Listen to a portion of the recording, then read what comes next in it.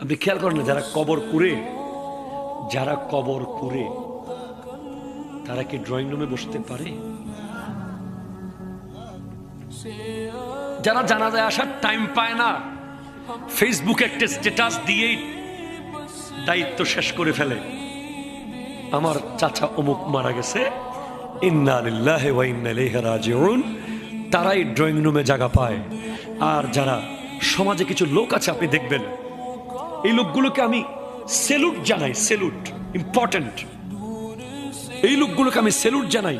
দেখবেন কিছু লোক আছে, কেউ মারা গেলে কোত্থেকে এসে কবর করা শুরু করে দিবে, আপনি বলেন নাই, অথচ এরা সমাজের সোনালী মানুষ, ঠিক কিনা কথা বলেন? এরা সমাজের শ্রেষ্ঠ মানুষ, এরাই সমাজের সেলুট পাওয়ার যোগ্য মানুষ। দেখবেন কোরবানির সময় এলাকায় দু একজন থাকে, গরু ফালাইতে পারে, আপনি গরু নিয়ে টেনশন করতেছেন, হঠাৎ দেখবেন কোত্থেকে সে এসে গেছে, দুমদাম গরু ফালাই দিচ্ছে। সিডাঙ্গের বাসায় বলে, হাক্কু ধরুন আয়াসি, কথা কন না, ঠিক কিনা বলেন না? দেখবেন আপনার মেয়ের বিয়ে দিবেন, এলাকায় দু একটা লোক এমন আছে যে এসে গোটা বিয়ে তুলে দিবে, তার ব্রেনের মধ্যে পুরো বিয়ে বাড়ি সেট আপ।